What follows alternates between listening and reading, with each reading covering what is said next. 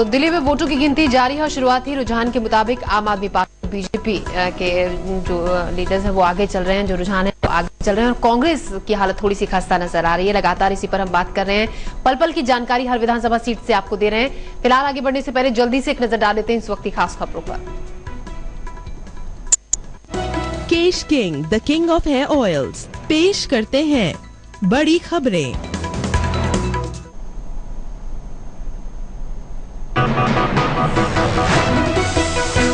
दिल्ली में वोटों की गिनती जारी, शुरुआती रुझान आम आदमी पार्टी और बीजेपी के पक्ष में, कांग्रेस की हालत खस्ता, अन्य भी खुश।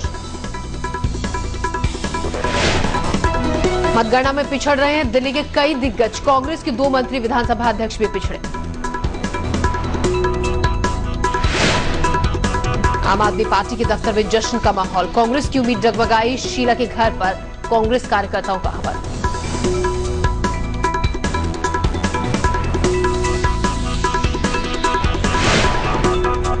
नतीजों से पहले केजरीवाल का फिर ऐलान, न किसी को समर्थन देंगे न लेंगे। हर्षवर्धन ने कहा बीजेपी बनाएगी सरकार।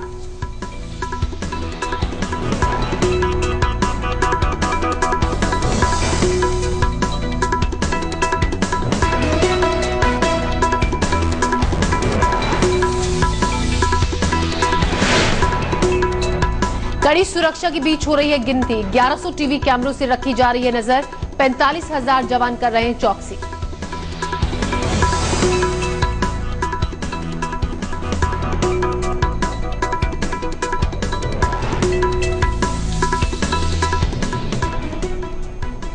तो आज है दिल्ली के फैसले का दिन और इसी पर दिल्ली आज तक पर आप देख रहे हैं महा कवरेज। आइए एक बार फिर से रुक करते हैं हमारे सहयोगी संजीव चौहान और श्वेता शर्मा का।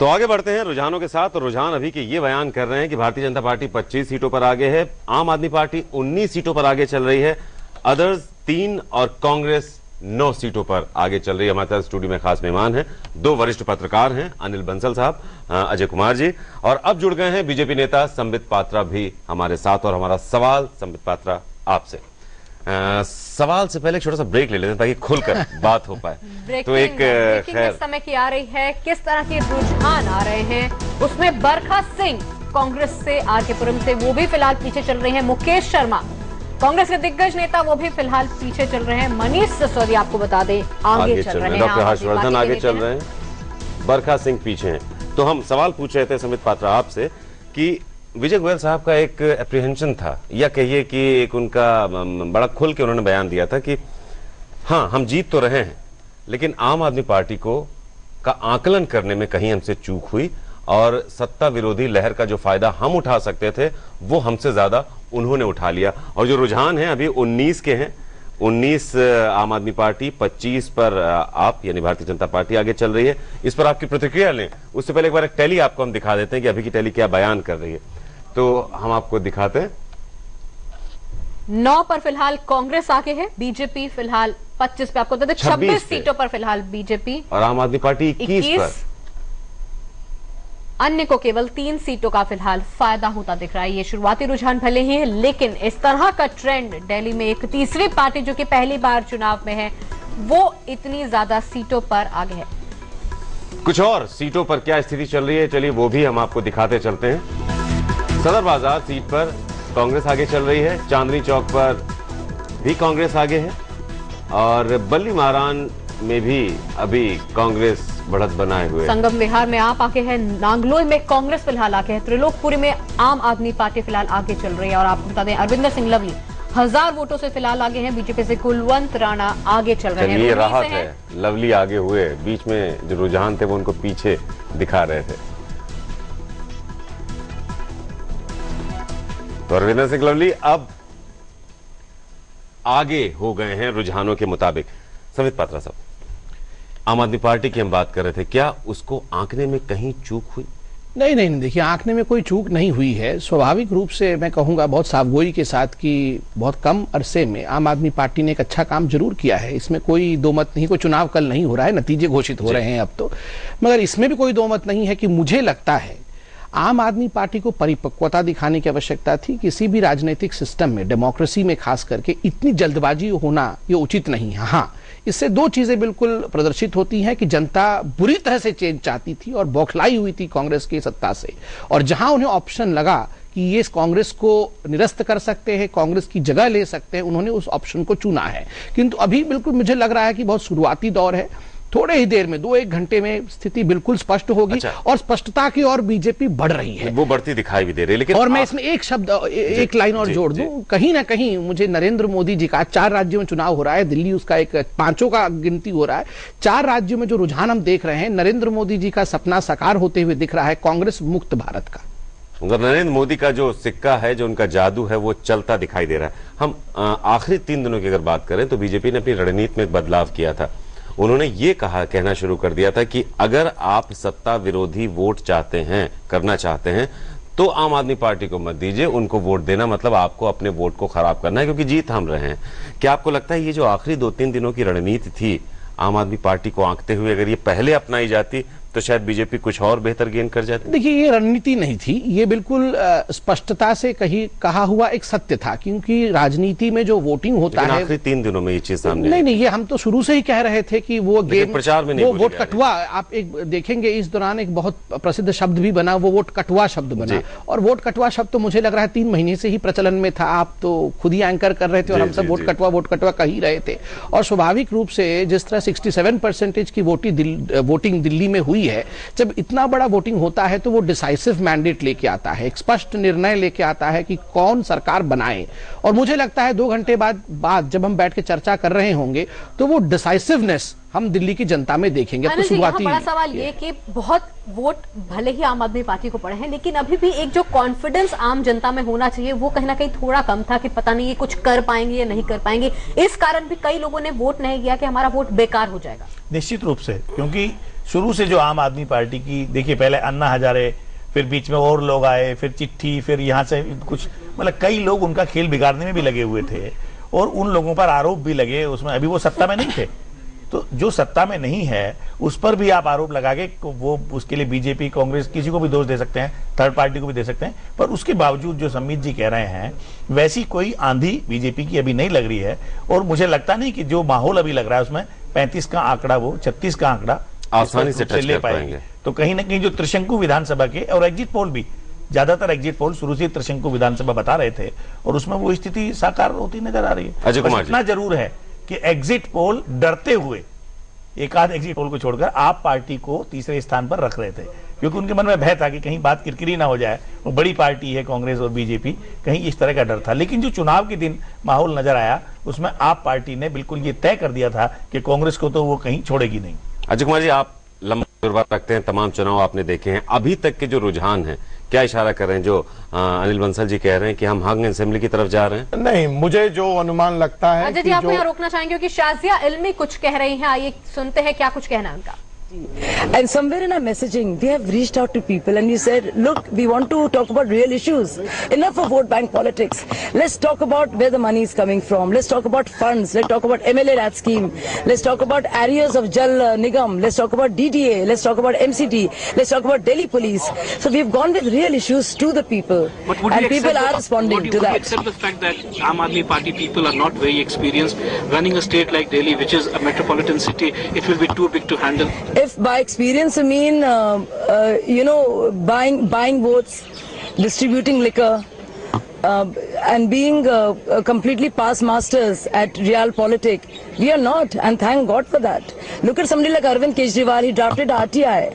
I have been in public life, I've been a journalist. We've all done very well in our respective spheres, but we have not been politicians of that degree, and thank God for that. We don't want that kind of experience. Shazia, एक और सवाल, सर्वे में, तमाम सर्वे में आम आदमी party हार रही है, बड़ी पार्टी उभर कर सामने कोई नहीं आ रही है। अगर बीजेपी की बात करें तो वो भी बहुमत से दूर है। क्या बीजेपी के साथ जाने का कोई ऑप्शन खुला है या कांग्रेस के साथ? बिल्कुल भी नहीं ऑप्शन खुला है। हम कांग्रेस और बीजेपी को एक ही मानते हैं। हम उनमें हमने जितना कांग्रेस के भ्रष्टाचार को उजागर किया है, उतना हमने बीजेपी के एमसीडी का भ्रष्टाचार भी उतना ही उजागर किया है। हमारे लिए हमारी लड़ाई इन दोनों पार्टियों से है। ये दोनों पार्टियां हमारे लिए एक है और दूसरी ये आर या पार की लड़ाई है। एक तरफ है कांग्रेस बीजेपी और एक तरफ है आम आदमी पार्टी। तो हम किसी भी हालत में, किसी भी सूरत हाल में दोनों पार्टियों के साथ समझौता नहीं करेंगे। चलिए आगे बढ़ने से पहले एक अहम खबर आपको देते चलें। अरविंद केजरीवाल नई दिल्ली सीट से पीछे चल रहे हैं, नकुल भारद्वाज पीछे चल रहे हैं, शाजिया इल्मी पीछे चल रही हैं, हर्षण सिंह बल्ली वो भी पीछे चल रहे हैं, किरण वालिया हालांकि आगे चल रही हैं। शाजिया इल्मी का पीछे होना, इनका नाम भी जो एक तथाकथित स्टिंग ऑपरेशन था जिसमें साबित कुछ भी नहीं हो पाया, हालांकि वो पूरा मसला भी चुनाव आयोग के पास है, कहीं उसने तो हिट नहीं किया। अजय कुमार जी क्या लगता है, शाजिया इल्मी का नाम उसमें लाया गया था, ये लोगों के बीच नई गई भी थी और थोड़ा सा नाजुक था करियर, आपको क्या लगता है कहीं उस स्टिंग ऑपरेशन ने इन्हें हिट किया? नहीं, मुझे नहीं लगता है कि उस स्ट्रिंग ऑपरेशन ने इनको हिट किया है। अगर ये पीछे जाती हैं और ये अगर चुनाव हारती हैं तो ये इनका अपना पर्सनल कैरेक्टर होगा, ये अपनी इनकी पर्सनल आइडेंटिटी होगी और इनके पारिवारिक मसले होंगे जो कानपुर से लेकर के दिल्ली तक में पूरे चुनाव में छाए रहे। आपको पता ही होगा कि इनके भाई खुद अपने सगे भाई इनके खिलाफ चुनाव मैदान में थे और उन्होंने काफी इनके बारे में चीजों को जनता के सामने लाया है। तो जो व्यक्ति अपने परिवार को एक नहीं रख सकता है वह किसी एक स्वच्छ छवि के प्लेटफॉर्म पे आके चुनाव लड़ता है तो जनता इसको भी देखती है। बिल्कुल, तो स्टिंग ऑपरेशन के बारे में मुझे ऐसा लगता है कि स्टिंग ऑपरेशन ने तो आपको मजबूत किया है। जी जी, इसमें एक पॉइंट ऐड करना चाहता था। वोटर थे, उन्हें लगा अरे हमारे लोगों पे हमला, ये देखो लगातार हमला, तो कहीं ना कहीं जिसको कहते हैं कि बद अच्छा बदनाम बुरा, आपके साथ वो हो रहा था कि क्या बदनाम होंगे तो नाम ना होगा। तो ये जो लगातार प्रकरण हो रहे थे कि नाक या कटी मुंह की शोभा बढ़ गई। जी, तो ये आपके साथ हो रहा वो हुआ। फिलहाल एक छोटा सा हम ब्रेक लेते हैं, ब्रेक के बाद फौरन हाजिर होते हैं। ये महा कवरेज हमें लगातार जारी रहेगी, हर एक पल का हाल हम सबसे पहले आप तक पहुंचाएंगे।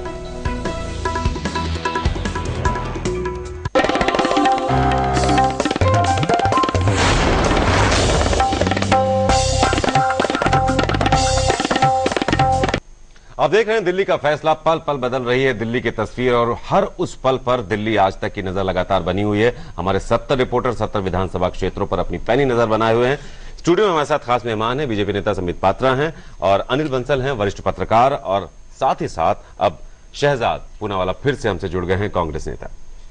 अभी के जो आंकड़े हैं वो श्वेता, ताजा आंकड़े हम आपको बता देते हैं। आपको बता दें कांग्रेस को फिलहाल 10 सीटों पर बढ़त है, वहां बीजेपी जो है वो अच्छी खासी बढ़त लेकर आगे है, 27 सीटों पर आगे चल रही है।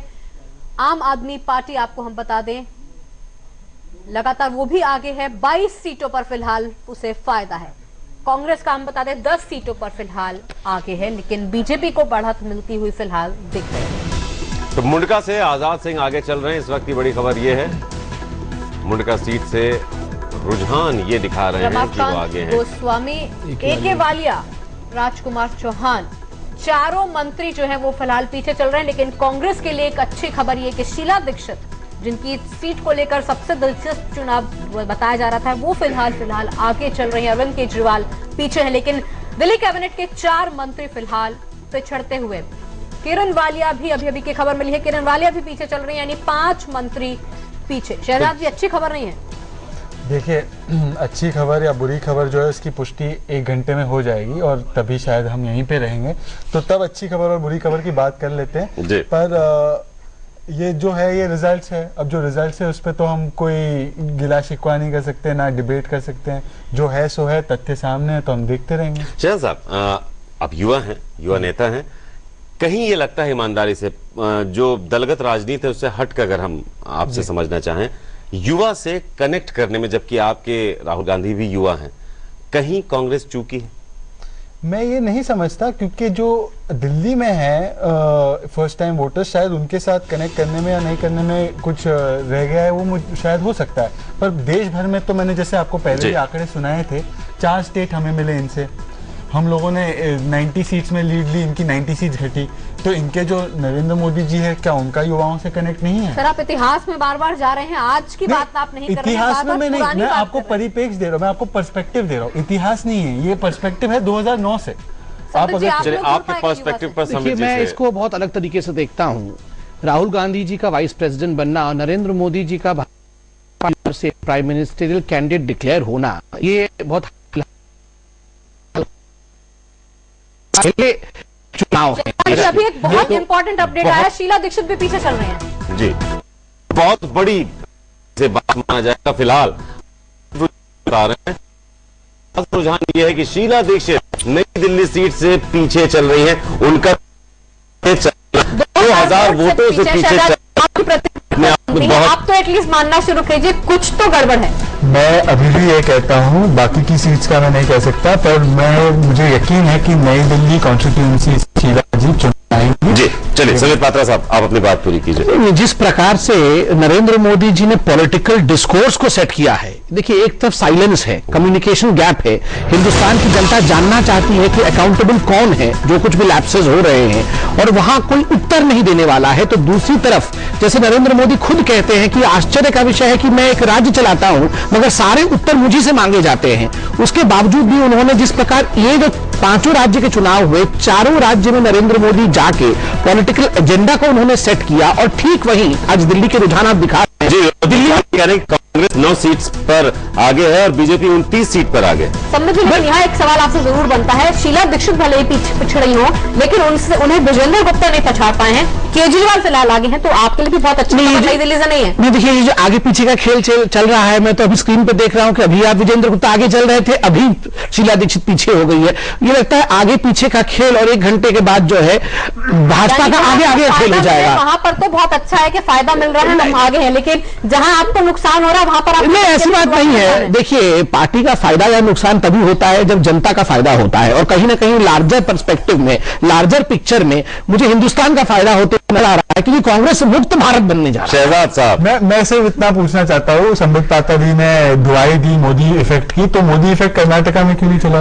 उस समय मोदी जी घोषित ही नहीं हुए थे प्राइम मिनिस्टर कैंडिडेट, और हमारी पार्टी तो पूरे पूरा कैंपेन लाखों की राहुल जी को बचाने की पूरी कोशिश की। नहीं, चलिए फिलहाल अपडेट लेते चलते हैं। भारतीय जनता पार्टी चुनाव, ये वेस्ट दिल्ली के आंकड़े फिलहाल आप देख रहे हैं। वेस्ट दिल्ली में कांग्रेस को किसी भी सीट पर फिलहाल बढ़त नहीं है। बीजेपी 11 सीटों पर आगे चल रही है, यहाँ वहीं आम आदमी पार्टी 4 सीटों पर फिलहाल आगे चल रही है। अब हम इलाकों के हिसाब से बता रहे हैं, और अब ओवरऑल आपको हम बता देते हैं। 9 सीटों पर फिलहाल आगे चल रही है कांग्रेस, वहीं 30 सीटों पर फायदा बीजेपी को मिल रहा है, और 23 सीटों पर आम आदमी पार्टी आगे, यानी कांटे की तरह आम आदमी पार्टी दो रही है। 2 ही पार्टियों को फिलहाल फायदा साफ तौर पर दिख रहा है, बीजेपी और कांग्रेस।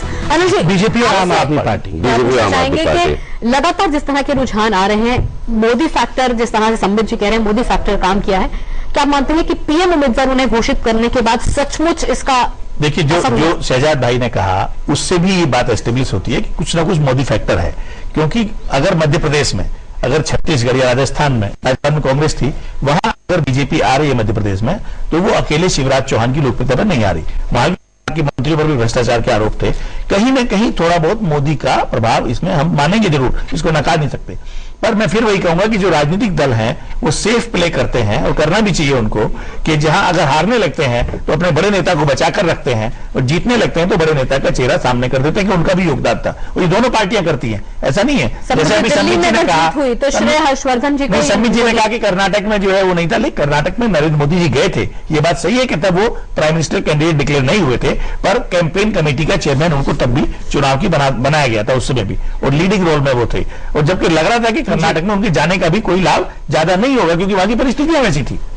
देखिए, एक महत्वपूर्ण विषय है जो आपने कहा, चाहे नरेंद्र मोदी जी के कारण हो, हर्षवर्धन जी के कारण हो, या शिवराज सिंह चौहान जी के कारण हो, इसको राजनीति में कहते हैं कॉम्प्लीमेंटिंग इफेक्ट। और किसी भी परिपक्व लोकतांत्रिक पार्टी में कॉम्प्लीमेंटिंग इफेक्ट का होना बहुत अनिवार्य है, कि सेंट्रल लीडरशिप और जो लोकल छत्रप है, इन दोनों के बीच में एक ऐसा सामंजस्य हो कि वो एक दूसरे के व्यक्तित्व को बढ़ाते हो, पार्टी के आदर्शों को आगे ले जाने में सक्षम रहते हो। और मुझे लगता है यह एक आदर्श की परिस्थिति है राजनीति में। नरेंद्र मोदी हमारे सेंटर के चेहरे हैं, हर्षवर्धन जी दिल्ली के चेहरे हैं। जब इन दोनों की छवि मिलती है तो कहीं ना कहीं उसने वोट शेयर को बढ़ावा दिया, तो स्वाभाविक रूप से ये लोकतंत्र का जय है।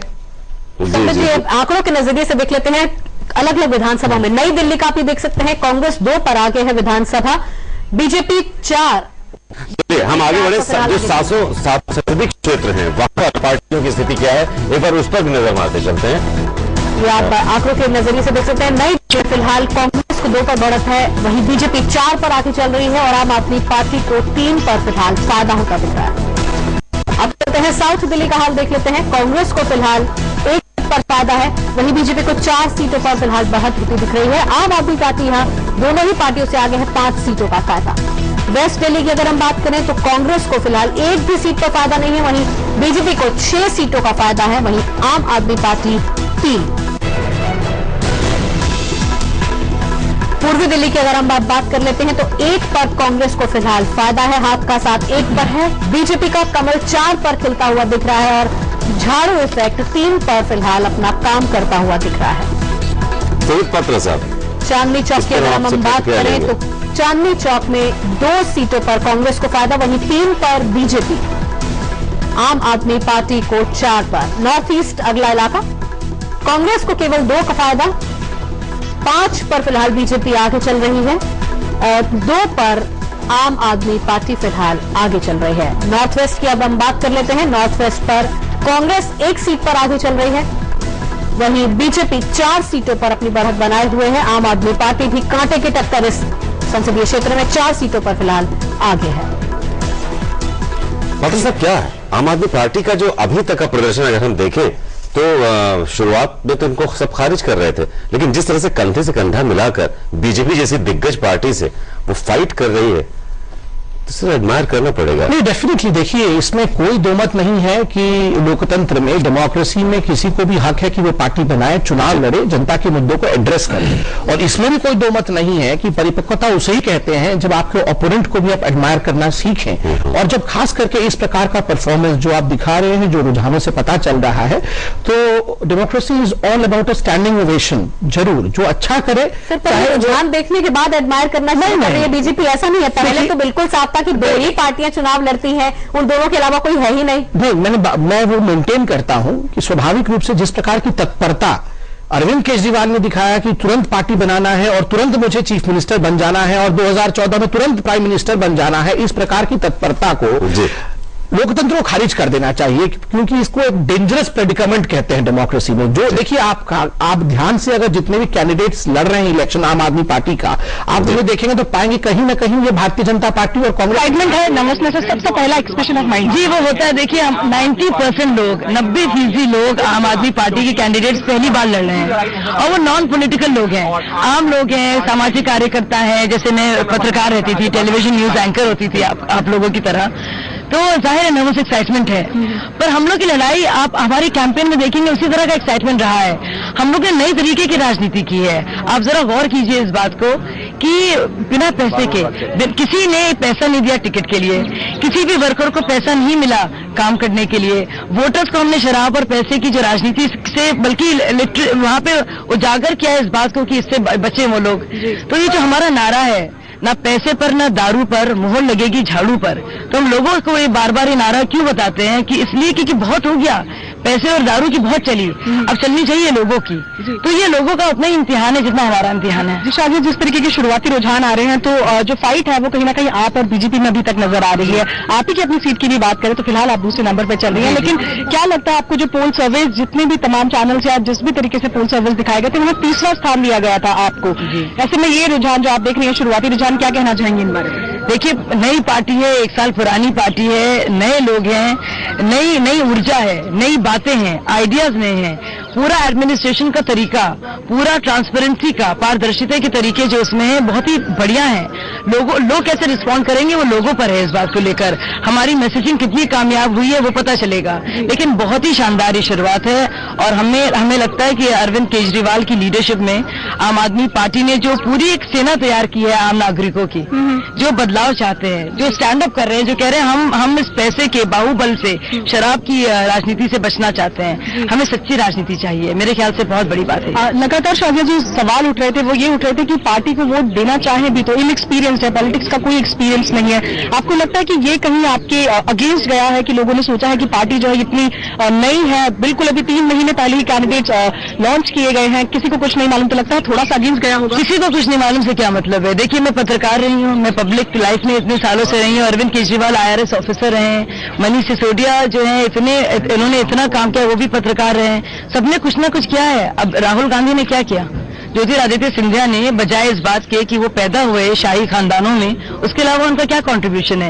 लोग उनसे सवाल क्यों नहीं पूछते? हम लोग ने अपने अपने स्फीयर में बहुत अच्छा काम किया है और हम खुश हैं इस बात के कि जो घाक पने की जो राजनीति है ना, चरत्तरबाजी की, खरीद फरोख्त की, उसका अनुभव नहीं है हमारे पास। हमें इस बात का गर्व है कि वैसा अनुभव नहीं है। ईमानदारी का हमें अनुभव है, अच्छा काम करने का हमें अनुभव है। जिस फील्ड में हम लोग रहे, हम लोगों ने अच्छा काम किया है। तो उस तरह की चरत्तरबाजी की राजनीति का अनुभव नहीं है तो अच्छी बात है हमारे लिए। शाजिया, आखिरी सवाल आपसे रहेगा कि अगर अभी मेजॉरिटी मिलती है या मेजॉरिटी नहीं मिलती है, सपोर्ट लेंगी पक्ष और विपक्ष के लिए? क्या आप पार्टी तैयार है जिस भी तरफ आप जाना चाहें? देखिए, जो भी लोगों का फरमान होगा आम आदमी पार्टी के लिए, हम उसे बिल्कुल दिल से उसे कबूल करेंगे, लेकिन किसी भी हालत में हम कांग्रेस या बीजेपी का साथ नहीं देंगे। हमारे लिए कांग्रेस और बीजेपी एक पार्टी है। हमें लगता नहीं कोई बदलाव है, एक आती है दूसरी जाती है, फर्क कुछ नहीं पड़ता। ये सत्ता परिवर्तन है। अगर हम खड़े व्यवस्था परिवर्तन को लेकर तो सत्ता परिवर्तन से कुछ फर्क नहीं पड़ता हमको। जी, तो ये भी हमारे साथ शाजिया अलमी जो कह रही हैं कि इस बात से कोई फर्क नहीं पड़ता कि ये पक्ष में आती हैं कि विपक्ष में आती हैं, जो इनका एजेंडा है वो है व्यवस्था परिवर्तन का, उस पर ये लोग लगे रहेंगे। कैमरा पर्सन हिमांशु शर्मा के साथ प्रियंका कांडपाल, दिल्ली आज तक। तो आप सुन रहे थे शाजिया अलमी को, जो कि अभी भी फिलहाल कॉन्फिडेंट दिख रही है। एक बार फिर से आपको आंकड़े बता देते हैं। बीजेपी को फिलहाल 33 सीटों पर बढ़त मिलती हुई दिख रही है। आम आदमी पार्टी दूसरी सबसे बड़ी पार्टी होती हुई दिख रही है। 24 सीटों पर फिलहाल फायदा, कांग्रेस 9 और अन्य को 2 पर फायदा। फिलहाल वक्त एक छोटे से ब्रेक है, ब्रेक के बाद हाजिर होते हैं। और शाजिया अलमी ने एक संकेत दिया कि हमने एक नई राजनीति की परिभाषा गढ़ी है। ये परिभाषा क्या है, इस पर हम चर्चा करेंगे अपने स्टूडियो के मेहमानों से, और साथ ही नतीजे और रुझानों पर भी रहेगी नजर। एक छोटे से ब्रेक के बाद।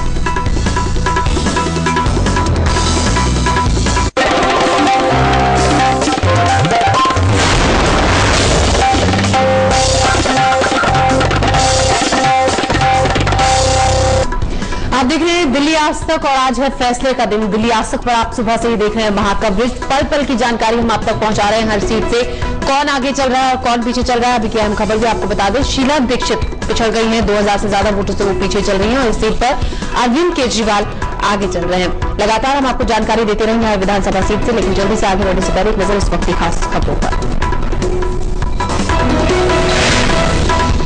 शुरुआती रुझान आम आदमी पार्टी और बीजेपी के पक्ष में, कांग्रेस की हालत खस्ता, अन्य पार्टियां भी खुश। आम आदमी पार्टी के दफ्तर में जश्न का माहौल, कांग्रेस की उम्मीद डगमगाई, शीला के घर पर कांग्रेस कार्यकर्ताओं का हवन। नतीजे से पहले केजरीवाल का ऐलान, न किसी को समर्थन देंगे न लेंगे। हर्षवर्धन ने कहा बीजेपी बनाएगी सरकार। कड़ी सुरक्षा के बीच हो रही है गिनती, 1100 टीवी कैमरों से रखी जा रही है नजर, 45,000 जवान कर रहे हैं चौकसी।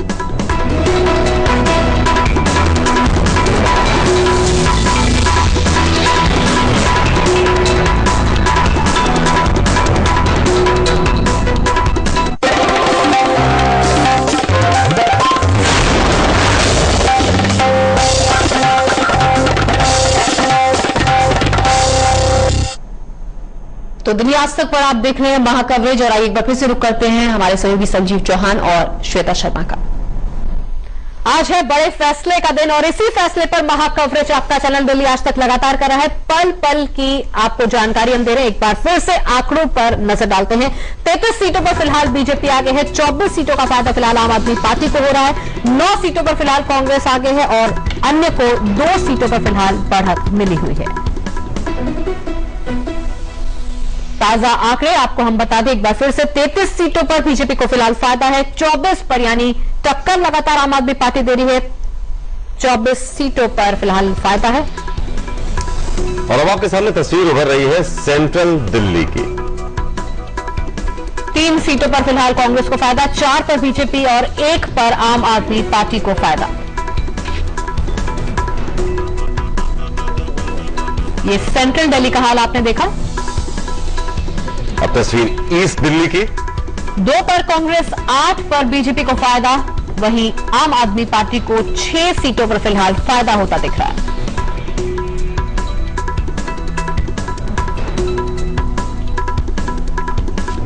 नॉर्थ दिल्ली की अगर हम बात करें तो 2 सीटों पर फिलहाल कांग्रेस को फायदा, 4 पर बढ़त बीजेपी बनाए हुए है, वहीं आम आदमी पार्टी को 6 सीटों पर बढ़त है।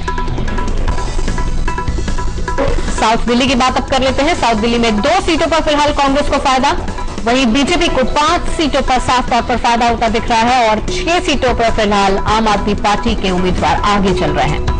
वेस्ट दिल्ली की बात अब कर लेते हैं। वेस्ट दिल्ली में अभी तक रुझानों में भी कांग्रेस खाता नहीं खोल पाई है। 12 सीटों पर बीजेपी के उम्मीदवार आगे चल रहे हैं और 5 पर आम आदमी पार्टी को फायदा होता दिख रहा है।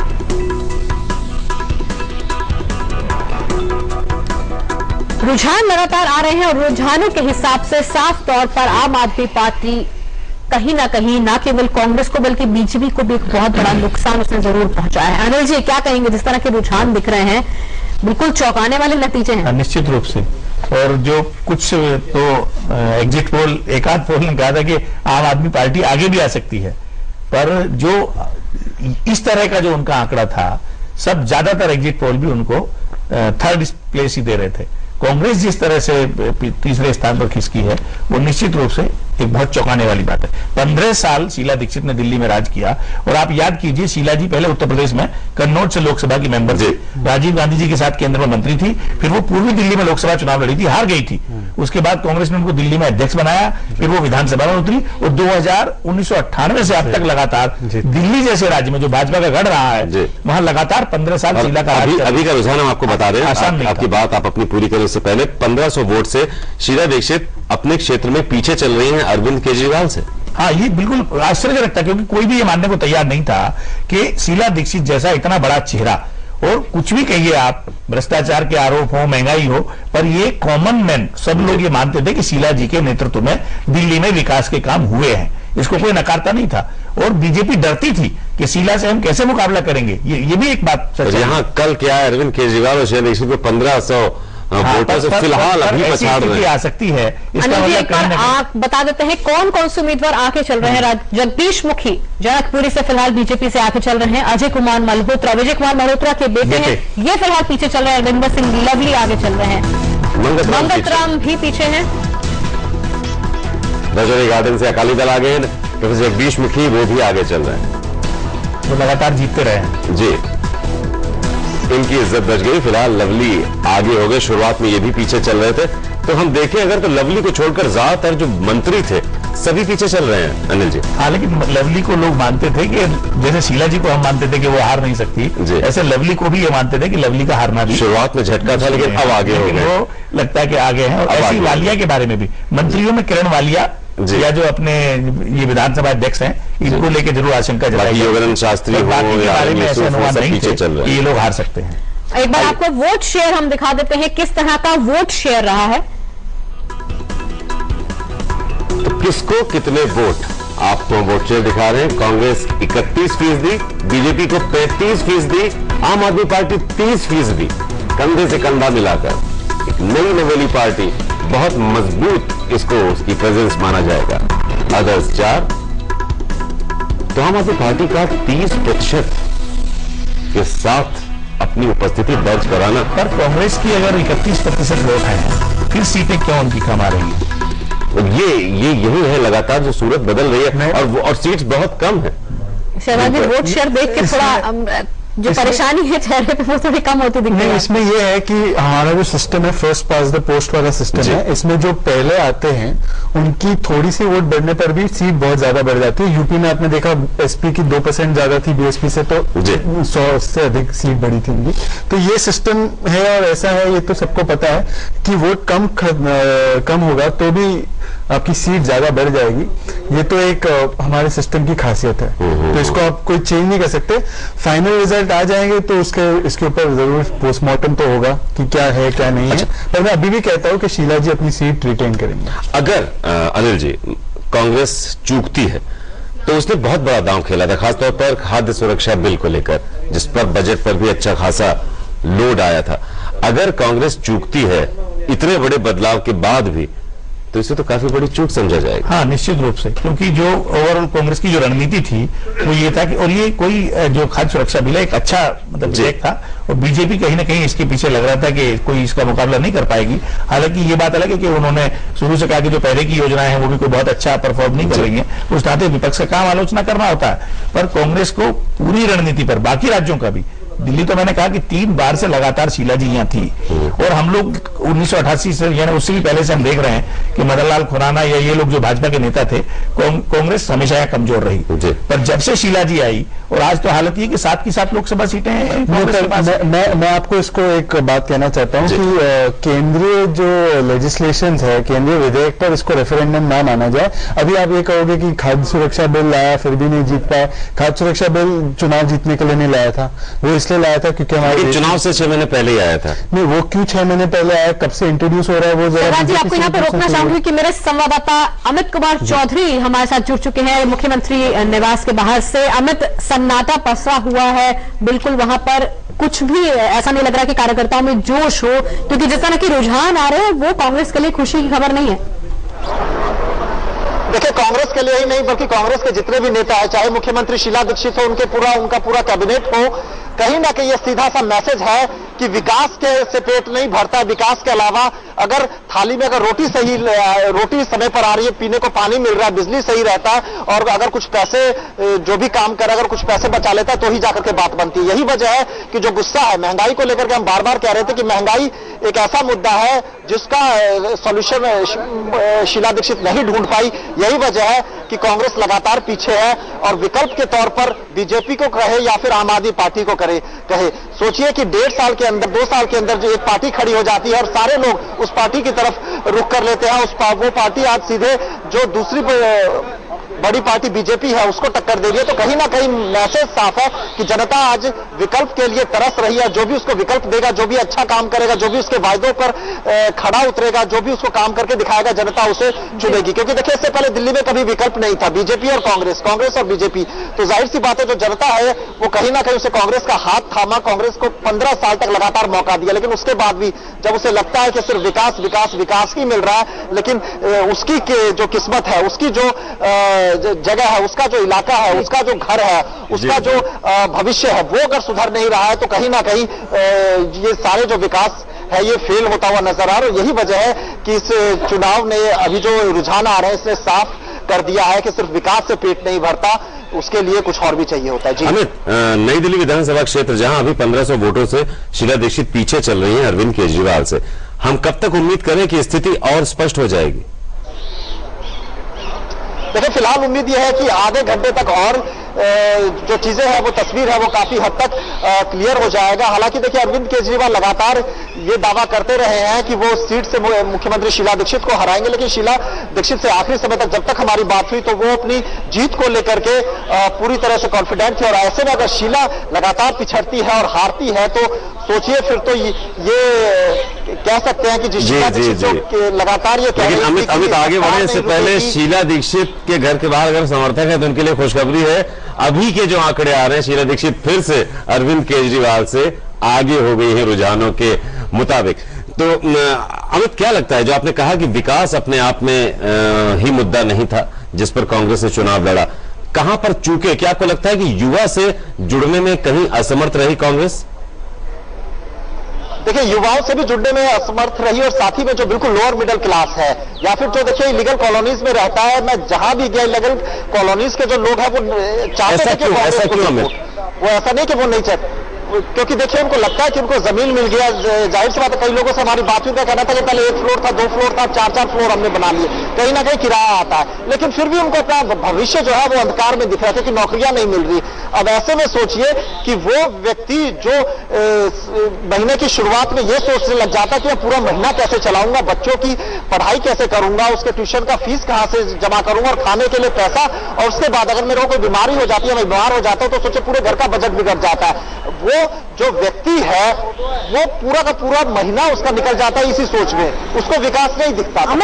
बड़े चौंकाने वाले नतीजे जो रुझान आ रहे हैं वो ये भी है कि लगातार बड़े बड़े नाम, भले ही रमाकांत गोस्वामी हो, हारून यूसुफ हो, ये बड़े बड़े नाम भी पीछे चल रहे हैं। राजनीति बहुत अलग तरह की इस बार की। देखिए, हारून यूसुफ की अगर छवि कहे तो वहां पर बहुत लगातार बिगड़ रही थी और ऐसे में बीजेपी की तरफ वो सीट जाती हुई लग रही थी और इस चीज की चर्चा भी शुरू हो गई थी। किरण वालिया के लिए हम लगातार कह रहे थे उनका जीतना बहुत मुश्किल है। उसके बाद रमाकांत गोस्वामी के लिए भी, क्योंकि उनके इलाके में जो उनके ही लोग हैं, चाहे हम चाहे बात करें ब्लॉक लेवल की या फिर हम बात करें वहां पर जो डिस्ट्रिक्ट लेवल है, जितने भी जो उस लेवल के जो कार्यकर्ता हैं वो लगातार उनके खिलाफ उठ खड़े होते हैं। एआईसीसी पर प्रदर्शन किया, मुख्यमंत्री शीला दीक्षित के घर पर प्रदर्शन किया, तो कहीं ना कहीं इन सब चीजों को अनदेखा किया गया। लेकिन अब जो रिजल्ट है उसकी अनदेखी नहीं की जा सकती, उसमें बिल्कुल क्लियर साफ हो गई है, चीजें क्लियर हो गई है कि देखिए ये ऐसे विधायक थे जिनकी छवि लगातार खराब हो रही थी, जनता के बीच वो जाते नहीं थे, ऐसे में गुस्सा था, उस गुस्से को आप नजरअंदाज कर सकते हैं। लेकिन ये वोटर है और इन्होंने आज अपनी बात सामने रख दी और ये रिजल्ट आ रहा है, इसको नजरअंदाज नहीं किया जा सकता। जी शहजाद जी, नजरअंदाज हुए हैं वोटर? लोकल इश्यूज रहे होंगे, जाहिर सी बात है, लोकल इश्यूज पे चुनाव होते हैं। अब इस पे क्या रेफरेंडम है लोगों का, वो आधे घंटे में पूरी तरह से पता चल जाएगा। और यदि ऐसा रेफरेंडम आता है कि कांग्रेस पार्टी अपनी सरकार नहीं बना पाती है या आम आदमी पार्टी और भारतीय जनता पार्टी अपनी सरकार नहीं बना पाती है, तो जाहिर सी बात है कि इन लोकल मुद्दों पर पार्टियों की हार हुई है। तो इसमें कोई नई बात नहीं है। अमित जी ने जो विश्लेषण किया है इसका मतलब यही है कि लोकल इश्यूज रहे हैं और लोगों ने लोकल इश्यूज पे वोट किया है, तो इसमें कोई नई बात नहीं है, इससे कोई डिसएग्री करने की भी कोई बात नहीं है। अनिल जी, लोकल इश्यूज रहे हैं, उनसे डिसएग्री करने की कोई बात नहीं, लेकिन यही लोकल इशू बहुत बड़ा रोल प्ले करते हैं। तो यहां तो कहीं शायद इन लोकल इश्यूज की जो पावर है या इनके जो नुकसान है उनको आंकने में कांग्रेस चूकी। हाँ देखिए, नहीं, मैं शहजाद जी की इस बात से सहमत नहीं हूँ पूरी तरह के लोकल इश्यूज हैं। अगर लोकल इश्यूज हैं और हमको खबरें मिल रही हैं कि मध्य प्रदेश और छत्तीसगढ़ में भाजपा बढ़त ले रही है, तो वहां की वो एंटी इनकम्बेंसी कहीं ना कहीं उनकी खत्म हो रही है और यहाँ कांग्रेस शासित राज्यों में एंटी इनकम्बेंसी आ रही है। ये बिल्कुल नया पहलू है। इसका मतलब कहीं ना कहीं महंगाई, जो कि राज्य सरकारों की देन नहीं है, जिसको कंट्रोल कर सकती है या कम कर सकती है, तो केंद्र सरकार ही कोई नहीं, ये पूरी तरह से गलत बात है। केंद्र जो दाम है, दामों का जो विषय है वो केवल और केवल राज्य सरकारों के हाथों में है। होर्डिंग से लेके एग्रीकल्चर सारी चीजें हैं, ये सारी स्टेट के विषय। सर, आप ही के मुख्यमंत्री हैं जो कि कहते हैं कि केंद्र की तरफ से महंगाई है, वो ठीक है, आप ऊपर फोड़ती हैं, आप कह रहे हैं कि राज्यों की कंट्रोल। शीला जी ने अनेकों बार कहा है कि जहां तक प्याज का सवाल था, प्याज के हम लोगों ने भी देखा, आप लोगों ने स्टिंग किया था कि वो अनियन के पड़े हुए थे स्टॉक्स मध्य प्रदेश में, आप लोगों ने किया था, हमने नहीं किया था। राज्य सरकारों का पूरी तरह से रोल रहता है, पर इसकी जो है पूरी की पूरी जिम्मेदारी केंद्र सरकार को गलत तरीके से आ गई और शायद इसमें मीडिया का रोल रहा होगा। राज्य सरकारों का रोल रहता था, अगर दिल्ली में महंगाई बढ़ी तो कहीं शीला सरकार जिम्मेदार थी उसकी, जाहिर सी बात है। पहली बार कांग्रेस के नेताओं ने माना तो सही कि शीला दीक्षित की सरकार भी महंगाई के लिए कहीं ना कहीं जिम्मेदार है। हर राज्य सरकार महंगाई के लिए जिम्मेदार होती है, इसको केवल केंद्र की जिम्मेदारी कहना बहुत ही गलत बात है। केंद्र ने इनफैक्ट फूड सिक्योरिटी एक्ट लाने का मतलब भी यही था कि ताकि जो मार पड़ रही है इस चीजों से राज्य सरकारों की एफिशिएंसी की वजह से वो कहीं ना कहीं कम हो, ताकि सब्सिडी पहुंचे गरीब आदमी तक। ये फिर से केंद्रीय नेतृत्व को बचाने की कोशिश तो नहीं है? बिल्कुल नहीं, केंद्रीय नेतृत्व को बचाने का कोई रोल ही नहीं है, वो तो खुद अपनी जिम्मेदारी खुद एक्सेप्ट करते हैं। यूपी में आपने उसका उदाहरण देखा है, वो खुद आकर बोले, आपके बोलने और मेरे बोलने पर नहीं किए। राहुल जी खुद अपने इस पर आए और कहा कि शायद यहाँ पे कुछ चीजें नहीं चल पाए, तो मुझे किसी को बचाने की कोई जरूरत नहीं है। केंद्रीय नेतृत्व का जहां रोल रहता है वो अपनी जिम्मेदारी लेता है, पर शीला जी इस चुनाव का चेहरा थी और चेहरा है, और अगर हार होती है तो जाहिर सी बात है कि कोई ना कहीं कुछ रह गया बाकी। राहुल जी फिर बरी होते हैं। देखिए, अगर मैं फिर कहूंगा कि शीला जी भी वो भले पार्टी के दबाव में या अपने नेतृत्व को बचाने के लिए ना कहें, लेकिन बात फिर वही तुलना में आएगी कि अगर मध्य प्रदेश और छत्तीसगढ़ जो बीजेपी के राज्य थे, वहां अगर बीजेपी रिपीट होती है और दिल्ली और राजस्थान में हारती है, और राजस्थान में भी अशोक गहलोत की सरकार ने काम खराब नहीं किए थे 3-4 साल। आपके लिए एक बार फिर से चिंता की बात हो रही है, शीला दीक्षित फिर पीछे है लगातार ये खबर आ रही है, कभी आगे हो रही है, कभी पीछे हो रही है। और अपनी विधानसभा में अगर शीला दीक्षित का इस तरह का रिस्पांस रहता है कि वो पीछे हो जाती हैं, तो एक बहुत बड़ा संकेत कांग्रेस के लिए जरूर है। एक बार फिर से आपको आंकड़े बता देते हैं। बीजेपी फिलहाल 30 सीटों पर आगे है, आम आदमी पार्टी को 25 पर बढ़ा था, कांग्रेस 13 पर आगे चल रही है और अन्य को 1 है। लगातार रुझान हम आपको दे रहे हैं। सबसे पहले आप ही का चैनल दिल्ली आज तक आपको तमाम अपडेट्स दे रहा है। यहाँ रुक रहे एक छोटे से ब्रेक के लिए, लेकिन ब्रेक के उस पार भी हमारी वहां कवरेज जारी रहेगी, जिससे आप देखते रहिए दिल्ली आज तक। तो बड़ा है वो सब चीजें, मुझे लगता है कहीं ना कहीं जो है इस बार फर्क डाला है उन लोगों ने। और जहां तक आप कहेंगे कि बहुत से हमारे, मैं देख रही हूं हारने में जो है वो 4-4 टाइम के विधायक हार रहे हैं और मंत्री भी पीछे दिख रहे हैं, तो मैं ये मानती हूं कि कहीं ना कहीं लीडरशिप जब टिकट फाइनल कर रही थी तो हमें ये सोचना था कि कोई बड़ा लीडर इसलिए नहीं कि वो 4 बार जीता है, उसकी जमीनी प्रेजेंट हकीकत क्या थी, उससे भी मुझे लगता है कहीं ना कहीं भापने में चूक जरूर हुई है। और यहां मैं साफ तौर से देखती हूं कि कांग्रेस बेशक हार रही है, लेकिन बीजेपी जीत नहीं रही। हाँ, जीत अगर दिखती है तो आम आदमी पार्टी की जरूर। लेकिन आपकी साफ गोई कि हम जरूर तारीफ करना चाहेंगे कि आपने ये चीज मानी है। इस आपसे पहले कांग्रेस के नेता थे मानेंगे नहीं तो अपने आप को नहीं, ये वाकई तारीफ के काबिल बात है कि सिर्फ बड़े नेताओं का कद देखकर उनको टिकट दे देना। जो अलका जी ने कहा कि कुछ मंत्रियों के लिए पहले से बात हो रही थी कि टिकट चेंज होने चाहिए, नहीं किए गए। बहुत लोगों का था कि चेंज होना चाहिए, लेकिन सभी सिटिंग विधायकों को रिपीट किया गया। उनका खुद का अपना एंटी इनकम्बेंसी था। देखिए, जब आप 15 साल सरकार के विधायक हो और आप मंत्री भी हो, तो जमीनी कार्यकर्ता से अगर आप जुड़े रहे हैं तो जरूरत है, आप जरूर आप जीतेंगे। लेकिन अगर आप कट हैं तो पार्टी संगठनों को उस चीज को भी बहुत मद्देनजर रखना था। इस बात पे बहुत विचार विमर्श हुआ कि कैंडिडेट को दोबारा रिपीट किया जाए या नहीं किया जाए। बहुत जगह मशक्कत आई, लेकिन एंड में फैसला यही पार्टी ने लिया कि सभी को जो है रिपीट किया जाए। और मुझे लगता है हमारे साथ दिलीप पांडे भी जुड़े हुए हैं, आम आदमी पार्टी के नेता है। दिलीप जी, बहुत बड़ी आपके लिए खुशी की लहर है पूरी पार्टी के लिए, क्योंकि जिस तरह से रुझान आ रहे हैं एग्जिट पोल से भी बिल्कुल अलग, लेकिन आपको बहुत ज्यादा सीटें मिलती हुई दिख रही हैं। 25 सीटों पर दिलीप जी बढ़त है। ऐसी कौन सी जादू की छड़ी थी जो आम आदमी पार्टी ने घुमा दी और जिसको कि कांग्रेस भी खारिज कर रही थी, जिसको बीजेपी भी खारिज कर रही थी, लेकिन एक मजबूत उपस्थिति।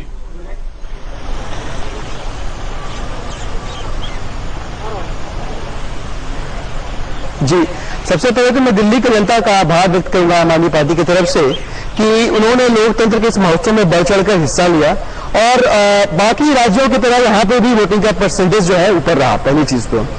दूसरी चीज ये कि ये बात सही है कि अभी कल के पहले तक की अगर हम बात करें तो मैं तो भारतीय जनता पार्टी और नहीं कांग्रेस पार्टी, इनमें से कोई भी ये स्वीकार करने को भी तैयार नहीं था कि हम एग्जिस्ट भी करते हैं कहीं।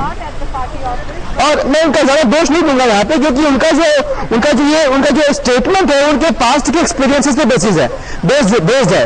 जिस तरह की राजनीति वो करते आए हैं, उनके राजनीतिक मानदंडों पर शायद यही निकल के आ रहा था कि आम आदमी पार्टी जैसी कोई पॉलिटिकल पार्टी जो ईमानदारी से बिना करप्शन के पूरी ऑनेस्टी के साथ 20 करोड़ रुपए में 70 विधानसभा सीटों पर चुनाव लड़ सकती है, ऐसा संभव होगा, ये उनकी सोच से परे बात थी।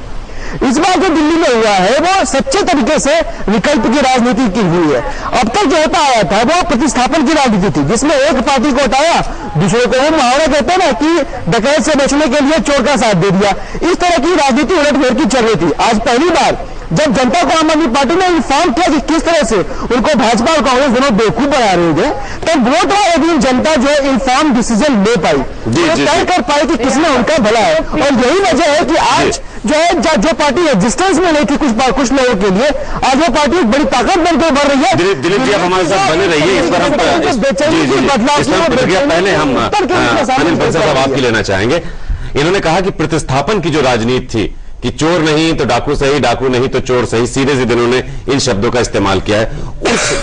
उस फॉर्मेट को कहीं तोड़ा है आम आदमी पार्टी। देखिए, ये शब्द एक उनके अपने शब्द हो सकते हैं जी, उनके अपने शब्द हैं, तुलना नहीं करूंगा, लेकिन जो आम जनमानस था उसमें बदलाव का माहौल था और लोग चाहते थे कि भाई हम भाजपा को भी पहले हमने देखा है, कांग्रेस को भी देखा है, ये नए लोग हैं, नया उत्साह है, विभिन्न तबकों के लोग हैं, प्रोफेशनल पॉलिटिशियन नहीं है, धंधेबाज नहीं है, तो ये कहीं ना कहीं इनको हम एक बार ट्राई करके देखें, मौका दें। और यूथ जो था उसमें शुरू से इसका उत्साह था और बाद में बीजेपी को, जैसे मैंने शुरू में कहा, शुरू में भाजपा वोट लगता था उनके वोट काटेंगे, पर बाद में जैसे झुग्गी बस्तियों में इनकी बढ़त हुई, ऑटो रिक्शा चालकों में मैंने अजब तरह का जुनून देखा इनके बारे में। तो कहीं ना कहीं आम आदमी और छोटे बड़े सभी तबके के लोग वो प्रभावित थे इन लोगों से और इनको समर्थन दे रहे हैं। चिंता की बात है, 4800 वोट से फिलहाल केजरीवाल आगे चल रहे हैं शीला दीक्षित से। नहीं, देखिए बिल्कुल कोई चिंता नहीं है। लोकतंत्र का जो भी फैसला है हम सबको बहुत उसकी इज्जत करते हुए सब मानना होगा। लेकिन मैं एक बात का यहाँ जिक्र करना चाहती हूँ, जब none of the above option की मांग बहुत बड़े स्तर पर उठी और इस बात को स्वीकारा भी किया कि नन ऑफ द अबव जो एक ऑप्शन है वो लोगों में एक मांग बन रही है और उसको उसकी अहमियत को गंभीरता को समझते हुए इलेक्शन कमीशन ने इसे स्वीकार करके ऑप्शन दिया। अब ये खाली ऑप्शन नहीं था भाजपा कांग्रेस और नन ऑफ द अबव, अब आप पार्टी एक बहुत बड़ा ऑप्शन बनकर लोगों को आती हुई दिखी। तो जिन्होंने माइंड सेट कर लिया था कि बीजेपी को भी देख लिया, कांग्रेस को भी देख लिया, अब नन ऑफ द अबव का ही बटन दबेगा, लेकिन उनको none of the above button के ऊपर आप पार्टी को ऑप्शन दिखी, जिसका फायदा मुझे लगता है कि वो आप पार्टी को बिल्कुल मिलते हुए यहां पर दिख रहा है। कि जो लोग सोच रहे थे कि none of the above button दबा के मुझे कुछ हासिल नहीं होने वाला है, मुझे तो एक संदेश देना था कि मुझे ये दोनों पार्टी इनके उम्मीदवार स्वीकार नहीं है, तो वो मैसेज उन्होंने आप पार्टी को अपना वोट देकर दिया है आम आदमी ने, तो वो दिख रहा है यहाँ पर। देखिए मैं एक जरूर बात कहना चाहूंगी। सबसे पहले स्टेटमेंट जो अलका जी ने दी कि ये बीजेपी की जीत नहीं है, जरा पूरे रिजल्ट्स आने दीजिए। अगर हम 36 से ऊपर ले जाते हैं तो बीजेपी की ही जीत है। ऐसा नहीं है कि आम आदमी पार्टी और बीजेपी और आम आदमी पार्टी कांग्रेस और बीएसपी एग्जिस्ट नहीं करते। जो है अभी 29 पे आप है, 26 पे बिल्कुल कांटे की टक्कर। आप मेरी बात सुनिए, मैं जानती हूँ। आप पिछले चुनाव को भी देखिए, कोई लीड कर रहा था 5000 से, अल्टीमेटली हार गया 500 से। आपको याद होगा, आप खुद देख रहे हैं कभी शीला दीक्षित आगे चल रही है, कभी पीछे चल रही है। मैं आपको इस चीज का यहाँ पे बता के जा रही हूँ कि फिलहाल जो भी आपके एग्जिट पोल्स है, जिस चैनल पे भी हुए हैं, कहीं पे भी हुए हैं, और जो हमने ग्राउंड पे देखा है, बीजेपी ही सरकार बना रही है। मैं तो इसको बीजेपी की ही जीत मानूंगी। अलका जी कुछ भी कहे, कोई कुछ भी कहे, क्यों? क्योंकि जिसे सरकार बना ली वो जीत गया अल्टीमेटली। ऐसा जो जीता वही सिकंदर। चलिए एक छोटा सा ब्रेक लेते हैं, ब्रेक के बाद इस महाकवरेज पर फौरन वापस लौटते हैं, साथ रहिए।